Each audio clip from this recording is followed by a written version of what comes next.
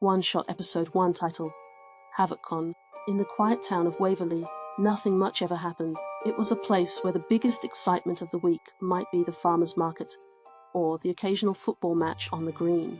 Everyone knew everyone else, and life ticked along at a predictable, if somewhat monotonous pace. But something changed one summer. It started innocently enough, like many things do. A new television show, HavocCon, began airing on local channels, though curiously, no one seemed to know exactly where it came from or who produced it. There had been no adverts for it, no press releases or trailers. It simply appeared one Saturday morning, nestled between other harmless children's cartoons. It was brightly colored, full of cheerful, bouncing creatures, and looked every bit like something a child would love. The show quickly captured the attention of the children in town, and that's when things began to go wrong. The first to notice were the parents, but at first they didn't suspect the show. Why would they? Children go through phases, new shows, new games, new obsessions. But the behavior changes were undeniable. The kids weren't just engrossed in the show. They were obsessed with it. Every conversation at school revolved around it. Every game they played mirrored the strange antics from the episodes. The show's title became a household word, HavocCon. The parents of Waverley began sharing stories with one another. Subtle at first, but then with increasing concern. Little Johnny had started whispering to his toys at night. Lucy refused to sleep and would stay up until all hours, sitting in front of the screen, waiting for HavocCon to come on again, even though it was only broadcast once a day. The most unnerving part was that no parent had ever seen the show themselves. If they tried to watch it, they would see nothing but static, a faint buzzing screen with no picture and no sound. Some parents chalked it up to poor reception or perhaps an issue with their televisions. But no one older than 11 could hear the catchy songs or see the colorful creatures their children talked so obsessively about. One mother, Mrs. Green, had enough. After catching her daughter Amelia chanting something in a language she didn't recognize, something dark and guttural, she took the television away entirely. The reaction was immediate. Amelia screamed, thrashed, and begged for hours. Mrs. Green had never seen her daughter like this. Her little girl had always been so sweet and mild-mannered. Eventually she had to lock Amelia in her room to calm her down. The next day Amelia was gone. Mrs. Green called the police, but there was no sign of forced entry, no note, no clues as to where she might have gone. Other parents began reporting similar disappearances. It was always the same story. Children who were obsessed with HavocCon vanished overnight, leaving behind no trace. It wasn't long before the town's children seemed to dwindle, one by one, like candles being snuffed out. But the truth was far darker than anyone could have imagined. It was Mrs. Green who first spotted the children again, hiding in the woods just beyond town. She had driven down the old road near dusk, her eyes scanning for any sign of Amelia, when she saw the children standing in the shadow of the trees, watching. They weren't playing. They weren't running around. They were just standing, staring. Amelia was among them, her blonde hair tangled and dirty, her face expressionless. Mrs. Green pulled over and called out to her, but none of the children moved. They stood like statues, their eyes vacant, their mouths closed tight. She hesitated, then opened the car door, stepping closer. "Amelia?" she called softly. "Come on, love, let's go home." But Amelia didn't answer. Instead, she slowly raised one hand and pointed into the woods. The other children did the same, in eerie unison, their fingers trembling slightly as they aimed towards the thickening trees. There was something else in there, something watching from the shadows, just out of sight. Mrs. Green didn't wait to find out what it was. She ran back to her car, her heart hammering in her chest, and sped back to town. That night, she gathered the remaining parents together.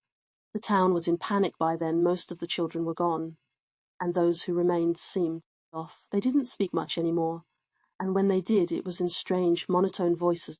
They refused to answer any questions about where they'd been or what they were doing. The town's police force, a handful of officers used to dealing with little more than drunk farmers or occasional shoplifters, organized a search. They scoured the woods for any sign of the children or any clue that might explain what was happening. They found something. Deep in the forest, they came across a clearing. In the center stood a large stone obelisk, covered in strange runic marking. Blood stained the grass at its base, and around it, arranged in a perfect circle, lay the missing children, all of them still and silent, their eyes open and glassy. The police approached cautiously, but as they drew nearer, the children stood. Slowly, mechanically, they rose to their feet. Their lips curled into smiles, unnatural, wide smiles that seemed to stretch too far across their faces. They began to chant, their voices rising and falling in an eerie rhythm, and the markings on the obelisk began to glow a deep, pulsating red. Suddenly, the ground beneath the obelisk cracked open, and from the depths crawled a creature. It looked like one of the characters from HavocCon, a round, soft, furry thing with large, innocent eyes and a wide, toothy grin. But there was something wrong with it, something deeply unsettling. Its eyes were too wide, too bright, and its grin, beneath cute exterior, revealed rows upon rows of razor-sharp teeth. It skittered across the ground with unsettling speed, making a high-pitched, giggling noise that echoed in the clearing. The police opened fire, but the bullets seemed to pass right through it, as though it wasn't entirely real. The creature moved through them, grinning, laughing, and then it was gone, disappearing into the trees, leaving behind only the chanting children and the fading glow of the obelisk. The police didn't stand a chance. The creature reappeared days later, but by then it had grown larger, more grotesque. It was still smiling, but now it left a trail of carnage wherever it went. Bodies were found torn apart, drained of blood. The town quickly descended into chaos. It was then that the parents began to piece together what had happened. HavocCon wasn't just a television show.